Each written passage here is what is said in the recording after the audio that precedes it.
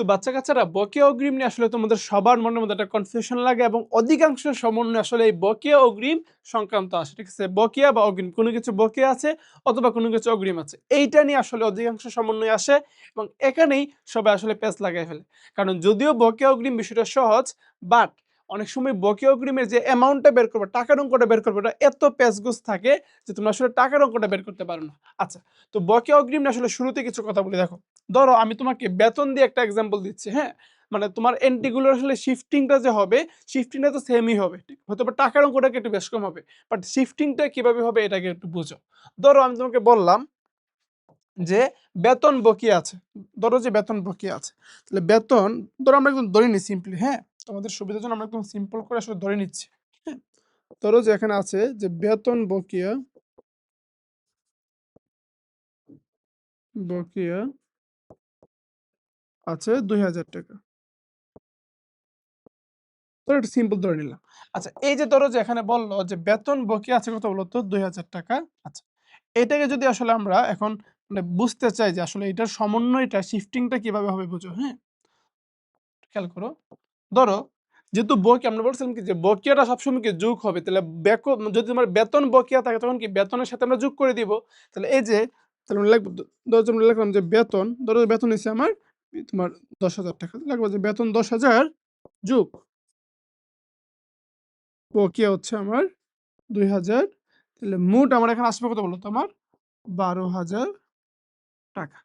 Simple. আচ্ছা। তাহলে এটা হচ্ছে আমার বিশদের বিবরণীতে হইলো। আচ্ছা, কিন্তু আমরা আর্থিক অবস্থার বিবরণীতে কি হবে বলো তো? বকেয়া বেতন দেখো যে বকেয়া বেতন। তাহলে এই যে বেতনটা কি দেখো, এই যে বেতনটা এটা হচ্ছে আমার একটা খরচ বা ব্যয়। আর এখানে আছে তোমার বকেয়া, তাহলে বকেয়া ব্যয়, তাহলে ব মিলে গেছে। তাহলে ব মিলে গেলে কি দায়। তো যেহেতু তাই এটা কি দায়? চলতি দায়। তাহলে চলতি দায়ের আন্ডারে যাবে এখানে চলতি দায়ের আন্ডারে যাবে যে বকেয়া বেতন। বকেয়া বেতন কত বলতো এখানে? আমার ৳২,০০০ লাগবা চলতি দায়ের আন্ডারে। বিষয়টা সিম্পল না ভাইয়া? আচ্ছা। এখন এখানে আরো কিছু বিষয় তুমি একটু খেয়াল করো। তো এই গেল আমার বকেয়ার বিষয়। এখন যদি ধরো আমি অগ্রিমে চলে গেলাম। বকেয়া কাহিনী শেষ। ধরো আমরা এখন চলে গেলাম অগ্রিমে। অগ্রিমে গেলে কি হবে একটু খেয়াল করো। দেখো। আচ্ছা। ধরো এখন বলল যে বেতন অগ্রিম আছে ধরো। ধরো একটা নতুন আমরা সমন্বয় লিখলাম। ওখানে বলল যে বেতন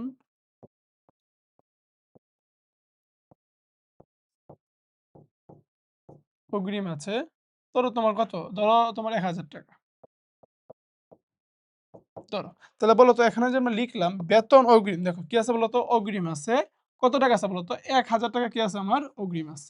তাহলে এই যে ৳১,০০০ তাহলে আমরা দেখো অগ্রিম মানে কি? ওই ধরো যে বেতন অগ্রিম, বেতন থেকে মাইনাস, ভাড়া অগ্রিম, ভাড়া থেকে মাইনাস, বীমা প্রিমিয়াম অগ্রিম, বীমা প্রিমিয়াম থেকে মাইনাস। বুঝতে পারছো? তাহলে বকেয়া মানে কি আমরা যোগ করব আর অগ্রিম মানে কি আমরা বিয়োগ করব।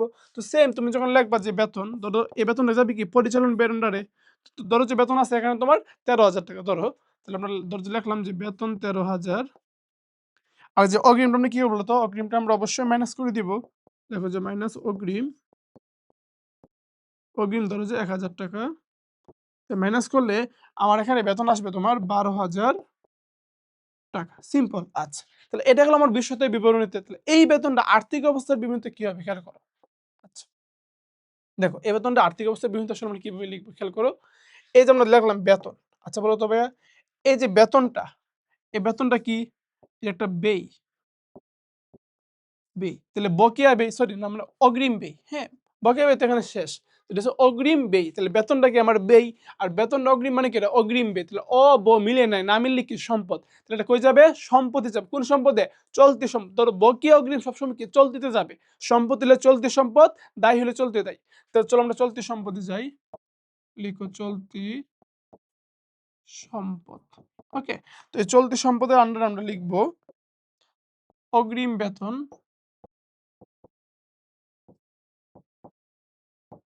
অগ্রিম বেতন কত বলতো? আমার ৳১,০০০। তাহলে লিখব যে অগ্রিম বেতন ৳১,০০০ সিম্পল। কত সিম্পল দেখছো? আচ্ছা। তো এখন হচ্ছে দেখো এটার মধ্যে গেছি কি দিয়ে বলতো? এটার মধ্যে গেছি ব্যয় দিয়ে এবং এটাও কি বলতো? এটার মধ্যে গেছি ব্যয় দিয়ে। আচ্ছা। বুঝছো? যদি ব্যয় না হয়ে আয় হই তখন কি হবে? চলো আমরা আয় দিয়ে একটু দেখি, হ্যাঁ? ধরো যে আমরা আয়ের নাম কি লিখতে পারি? ধরো যে একটা আয়, ধরো যে বিনিয়োগের সুদ। এটা একটা আমরা আয় দিলাম। যে বিনিয়োগের সুদ। হ্যাঁ? তো এটা আমাদের একটা আয়। আচ্ছা। তো ধরো এই আয়ের মধ্যে আমরা লিখতে পারি এখন, ধরো আমার ইয়েটা হচ্ছে যে দেখো আয়ের ক্ষেত্রে কিন্তু আসলে বকেয়া আয় বলে না। আয়ের ক্ষেত্রে বকেয়া আয় না বলে আসলে বলে তোমার অনাদায়ী আয়। হ্যাঁ? মানে এটা বেশি সুন্দর আরকি। ঠিক আছে? বকেয়া বলল যে ভুল হবে এমন না, বলা যাবে। দেখো, ধরো যে বলল যে বিনিয়োগের সুদ অনাদায়ী আছে। বিনিয়োগের সুদ অনাদায়ী আছে। ধরো তোমার ৳২,০০০। আচ্ছা। তো তোমাকে এখান থেকে একটা বিষয় বুঝে নিতে হবে যে অনাদায়ী মানে হচ্ছে এক্ষেত্রে বকেয়া বোঝায়। কি বোঝায় বলো তো ভাইয়া? বকেয়া বোঝায়। তার মানে হচ্ছে বিনিয়োগের সুদ বকেয়া আছে। তাহলে বিনিয়োগের সুদ বকেয়া আছে মানে কি? বিনিয়োগের সুদের সাথে এটা যোগ হবে। ধরো বিনিয়োগের সুদ দেওয়া আছে তোমার ৳৩,০০০ ধরো, হ্যাঁ? তাহলে এই যে বিনিয়োগ সুদ এটা যাবে কোথায়? এটা যাবে বিশ্বতায় বিবরণীর অন্যান্য আয়তে। অন্যান্য আয়তে। কারণ তো তুমি জায়গায় ইনভেস্ট করছিলে ওখান থেকে সাইড কিছু ইনকাম হইছে, এক্সট্রা ইনকাম, এটা কি আমার অন্যান্য আয়। তো ধরো যে আমরা লিখলাম অন্যান্য আয়তে লিখলাম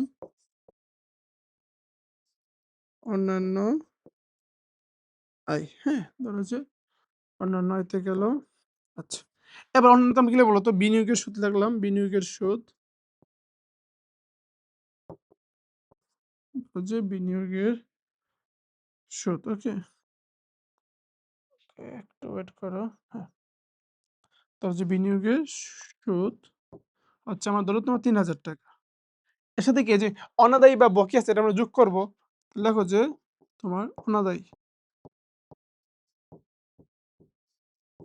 অনাদায়ী হচ্ছে আমার ধরো যে ৳২,০০০। এখানে আমার আসবে কত? মোট আসবে আমার ৳৫,০০০। এই হচ্ছে আমার বিনিয়োগের সুদের হিসাব নিকাশ শেষ। আচ্ছা। এবার এটা তোমরা বিশদায় বিবরণী কাহিনী শেষ। কিন্তু আর্থিক অবস্থার বিবরণীতে এটা কই যাবে? দেখো, বিনিয়োগের সুদটা কি? যে বিনিয়োগের সুদ। এটা হচ্ছে আমার একটা তোমার আয়, অবশ্যই আয়। আচ্ছা। তাহলে বকেয়া আয় দেখো বকেয়া আয় তাহলে মিলছে, মিলে নাই। না মিললে কি? না মিললে সম্পদ। কি সম্পদ? অবশ্যই চলতি সম্পদ। তাহলে চলতি সম্পদে রাখবা এখানে। চলতি সম্পদে যাবা, গিয়ে তুমি লিখবা যে বকেয়া লাগবে না, বকেয়া লিখলে আসলে সুন্দর লাগে না। এক্ষেত্রে তোমার যদি তুমি অনাদায়ী লিখো বা প্রাপ্য লিখো, এক্ষেত্রে তুমি ধরো যে অনাদায়ী জায়গায় তুমি প্রাপ্য লিখতে পারবা। ঠিক আছে? অনাদায়ী বা প্রাপ্য লিখলে কি সুন্দর বিষয়, ওকে? তো লিখতে পারো যে তোমার অনাদায়ী অথবা প্রাপ্য বিনিয়োগের সুদ। বিনিয়োগের সুদ কত বলো তো ভাই এখানে? আমার ৳২,০০০, এই যে ৳২,০০০। দেখো একদম সিম্পল না? সিম্পল। আচ্ছা। তো এটা ছিল আমার বকেয়া আয়। এখন ধরো আমার অগ্রিম আয় হলে কেমন হবে? আচ্ছা, চলো আমরা দেখি অগ্রিম আয়। আচ্ছা।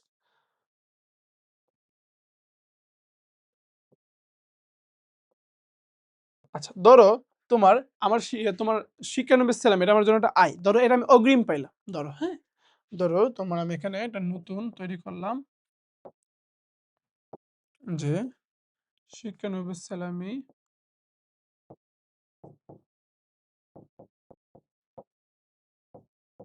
সেলামি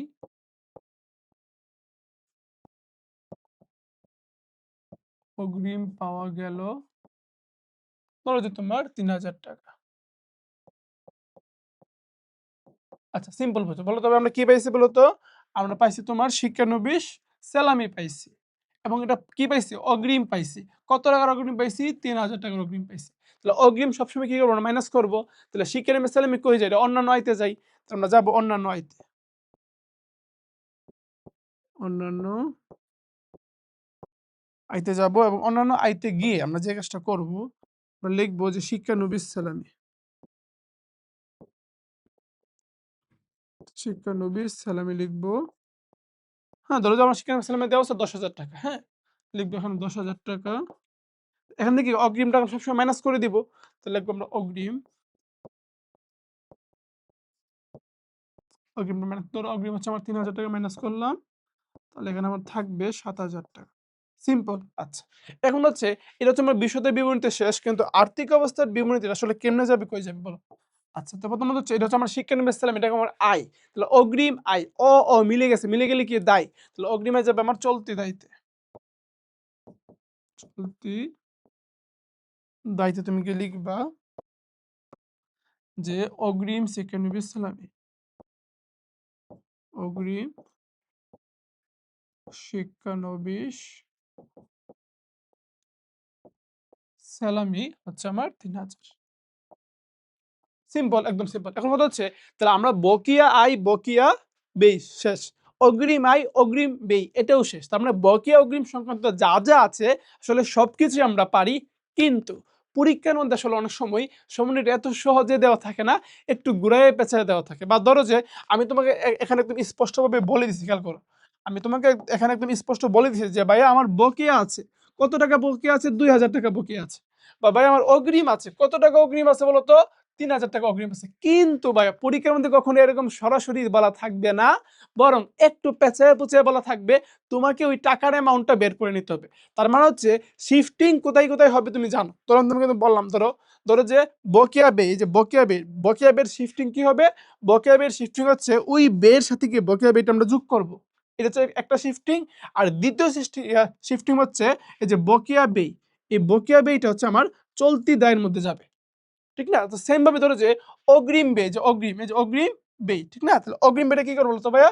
অগ্রিম ব্যয়টা হচ্ছে তুমি ওই ব্যয় থেকে মাইনাস করবে। ধরো যে বেতন, এই বেতন থেকে কি বলতো অগ্রিমটা আমরা মাইনাস করব।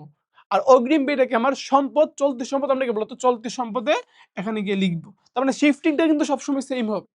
যে তোমার ধরো যে বকেয়া ব্যয়ের শিফটিং এখানে যেরকম হইছে অন্য সব ক্ষেত্রে সেমই হবে। অগ্রিম ব্যয়ের শিফটিং এখানে যেরকম হইছে অন্য সব ক্ষেত্রে কি একদম হুবহু সেমই হবে। এবার ধরো আমাদের ব্যয় শেষ হলো, আবার আয়তে যাই। ধরো যে বকেয়া আয়, যে বকেয়া কি বলতো আমার বকেয়া আয়। তাহলে বকেয়া আয় কি করবো আমরা? ওই যে আয় আছে না বলতো, আয়ের সাথে কি করবো আমরা? বকেয়া আয়টা যোগ করবো। দেখো যে বিনিয়োগের সুদ যোগ কি বলতো বকেয়া বা অন্যদায়ী যাই বল আমরা কি যোগ করবো। আর যদি তোমার বকেয়া আয়, বকেয়া আয় কি আমার জন্য একটা কি বলতো সম্পদ। তাহলে চলতি সম্বোধন কি লাগবে? অনাদায়ী বা প্রাপ্য বিনিয়োগের সুদ ২,০০০ টাকা। আমরা একবার হচ্ছে আমরা এখানে যোগ করব, আরেকবার কি চলতি সম্পদে যাবে। সেম ভাবে ধরো যে শিক্ষানবী সালামিকে আমার আয়, তাহলে অগ্রিম আয়, অগ্রিম আয় কি আমার জন্য একটা দায়। তো এটাকে বলতো আমরা চলতিতে শিফটিং করবো এটাকে। এবং এট দ্য সেম টাইম যেহেতু অগ্রিম, আমরা কি বলতো এটা ওই ব্যয় থেকে মাইনাস করব। তো যেখানে শিক্ষানবী সালামি এর থেকে বলতো আমরা মাইনাস করবো অগ্রিমটা। তো একদম সেম, খুব একটা বিশেষ হলে এখানে জটিলতা নাই, খুব একটা বেশি ঝামেলা নাই। কিন্তু সমস্যা হচ্ছে শিফটিং কিভাবে হবে এটা নিয়ে কোনো ঝামেলা নাই, বাট ক্যালকুলেশনে টাকার অ্যামাউন্ট আছে, অগ্রিম এখানে দেওয়া আছে ৩,০০০ টাকা, দেওয়া থাকবে না রে ভাই, তোমাকে বের করে নিতে হবে। এবং এই বের করতে গিয়ে এই পোলাপান সবচেয়ে বেশি প্যারা খায়।